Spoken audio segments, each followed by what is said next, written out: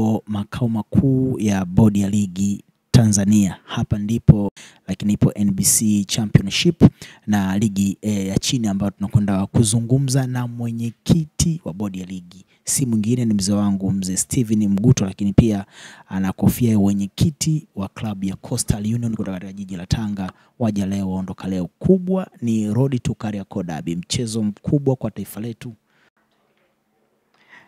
Karibu sana mtazamaji wa Nakivona Sports na karibu kwenye mahojiano ya ana kwa ana ama exclusive interview na mwenyekiti wa bodi ya ligi Tanzania. Si mwingine ni mzee wangu Steven Mguto. Anakwenda kutupa dodoso 2-3 sasa, ikiwa wakati huu ligi yetu inaelekea kwenye raundi ya pili tarehe 8 katika dimba la Benjamin Mkapa saa 1:15 tutakwenda kushuhudia mchezo mkubwa wa taifa kwa ngazi ya vilabu, nikimaanisha klabu ya Yanga akiwa nyumbani akimkaribisha klabu ya Simba. Mchezo huu ni wa mara ya kwanza baada ya kuona ligi yetu iko nafasi ya 4 kwa viwango barani Afrika. Tunakwenda kushuhudia Yanga na Simba kwa mara ya kwanza baada ya kutangazwa ligi yetu nambari 4. Kwako mzee wangu, tunakwenda tarehe 8, tunakwenda kwa mchezo mkubwa. Kwa picha ya bodi ya ligi, mnautazama vipi huu mchezo, kwa maana tuko ligi nambari 4 barani Afrika, na nini ambacho unakiona pale tarehe 8 kwa vilabu vikubwa vya nchi? Karibu sana mzee wangu. Asante. Nashukuru ndugu mtangazaji kwa kunipa nafasi hii kuongea na wananchi. Lakini niseme tu kwamba ligi yetu haijachaguliwa kuwa ya 4 bora katika bara letu la Afrika kwa bahati mbaya. Ila ni kutokana na vigezo vingi na sisi pamoja na TFF kufanya kazi kwa juhudi kubwa. Unajua tulishajiwekea kwamba ligi ilikuwa yetu ilikuwa ya 5, ikashuka ikaja ya 6. Tukasema haiwezekani, tukiwa tunabweteka hivi tutashuka kabisa, tutaenda chini zaidi. Kwa hiyo tukawekeana mikakati, mimi pamoja na staff wangu na CEO, tukasema kwamba ni lazima turudi pale tulipokuwa au tupande juu zaidi.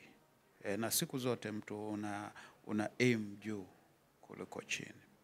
Na kweli juhudi zetu zikazaa matunda na tukawa tumechaguliwa watu 4.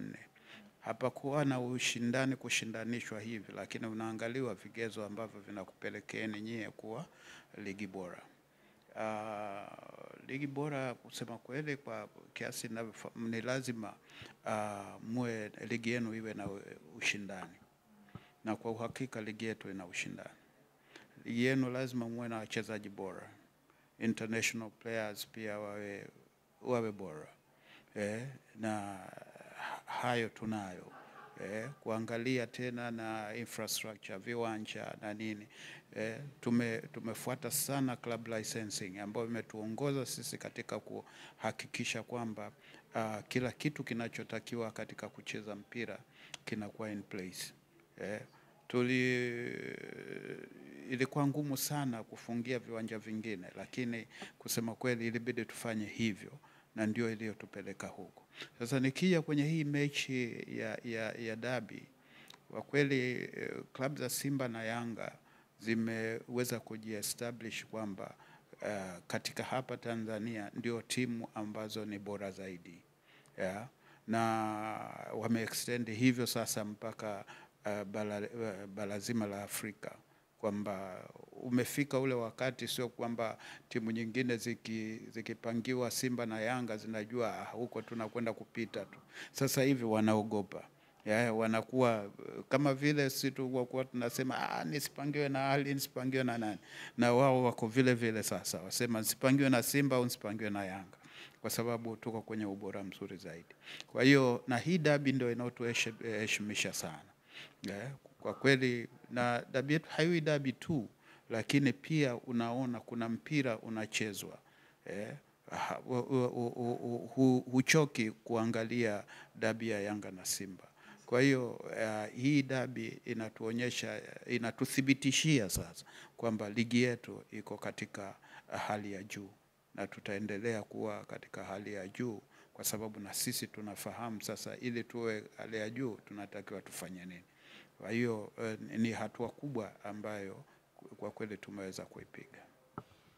Swali la kwanza limejibu mpaka swali langu la pili. Umenifilisi maswali kwa swali moja, umeeleza vitu ambavyo ningeuliza kwenye swali la pili. Na kwangu binafsi nakubaliana na yote uliyozungumza. Labda mtu akiuliza, tumeshakuwa nafasi ya 4 barani Afrika na umesema sio kwa bahati mbaya. Kwa sifa na vigezo tunakidhi na unaiona ligi yetu inaweza ikaenda zaidi ya hapo. Wanasema kuwa namba 1 sio shida, ila kubaki namba 1 ndio huwa ni shida. Tumekwenda nafasi ya 4. Hii ni historia tangu kuumbwa kwa taifa letu. Sasa kubaki hilo eneo na kuendelea kuwa juu, hipi ni mikakati ambayo bodi mmejiwekea sasa, hatutakiwi kutoka hapa hata iweje? Kama unavyosema kweli, kuwa juu ni rahisi waweza ukawa juu kwa mara moja, lakini kubakia juu ndio shida. Na hili ndio ambalo tena na CEO wangu na staff tuangalie sasa hapa tulipofikia tuna maintain namna gani. Na tuta maintain kusema kweli. Kwanza kitu ambacho kinasumbua kidogo ni upande wa refereeing. Refereeing kusema kweli ni sehemu inayotusumbua. Si sana, lakini wanajitahidi. Useme mambo mengine yanatokea ya kibinadamu hayakosekani, japo watu wanadharau kusema mambo ya kibinadamu kwa sababu huko nje wenyewe wanatumia VAR, lakini mpaka leo kuna kuwa na shida. Sasa iwe sisi bado tuko kwenye mfumo huo wa kizamani. Kwa hiyo ndio ambayo tunaiangalia, lakini vile vile tutaangalia timu zetu kuhakikisha kwamba zinakuwa na uwezo wa kucompete. Manake tumejitahidi sana kuachana na timu ambazo kusema kweli leo zinaweza kusafiri, kesho haziwezi. Ile inatia doa katika ligi yetu. Lakini pia tumejitahidi kuhakikisha kwamba vitendo vile ambavyo vya kutia aibu ligi yetu, kama vile watu kuamini kwenye ushirikina na kutofuata sheria sawasawa na vurugu kwenye michezo, watazamaji wetu, washabiki wetu kutokuwa disciplined. Hivi vitu tumeviangalia na tunavikemea sana. Penye kustahili kuwapa adhabu tunawapa. Kwenye kustahili kuwaonya tunawaonya. Na kusema kweli mpaka sasa hivi wanakaa katika mstari. Tunakwenda vizuri sana. Na referees jamani, kuna improvement, japo tunasema referee wanatuangusha na nini, lakini naona kuna improvement. Sio wote, na tutajitahidi hao wachache ambao bado hawajakaa kwenye mstari, basi tutajitahidi kuwaweka kwenye mstari. Mwenyekiti ameendelea kutupa majibu ya maswali machache mlonipa nije niwaulize wanafamilia la Kivona Sports na Watanzania. Kwenye upande wa referee hapa tumeona, sijui kama umeona, ila mimi nimeona kwenye mitandao ya kijamii baada ya mamlaka kumtangaza Ragija na kwenda kuwa referee wa tarehe 8, wapo wadau wa vilabu wengine kwa bahati mbaya au bahati nzuri wanatoa maoni yao kunaona wasiwasi pia na Ragija. Ukitazama kwenye ranki za referee nchini tulionao kwa sasa, Ragija amejipambanua mbali sana kwenye medani za kimataifa, na mechi kubwa juzi ameteuliwa na CAF na FIFA na kwenye mechi kubwa sana.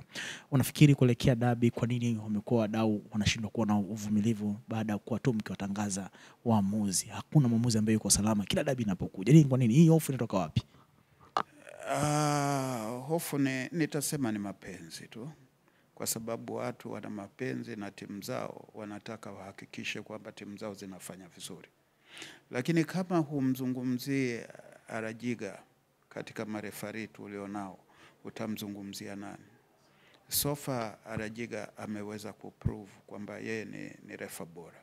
Sio kwamba sio binadamu, ni binadamu na makosa yanaweza yakatokea upande wake, lakini sio yale makosa makubwa kiasi cha kwamba unaona kila mtu atayalalamikia hivyo. Yeye ni referee. Kuna vitu vingine sisi tunaangalia mpira, tunajifanya kwamba tunajua, lakini hatujui. Kwa sababu kuna vitu ambavyo referee akija kuambia kwa nini mimi nimefanya vile, unajikuta wewe mwenyewe mjinga kidogo. Kwa hiyo ndio maana hata kamati yangu mimi ya masaa 72 inao waamuzi. Wapo waamuzi kwenye ile kamati.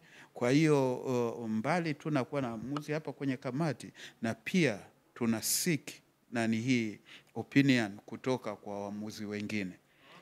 Kwa hiyo tukio linapotokea tunawapelekea clips zile na nini, wanatushauri.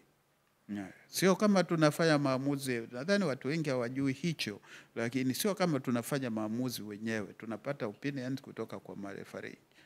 Tena sio mmoja, wawili, watatu, na hao wengine walioko hapa tunajumuika, na mwisho wa siku tunafanya maamuzi tunayoyafanya. Kwa hiyo hakuna refa yoyote anayeonewa tunapokuja na adhabu kwa marefari.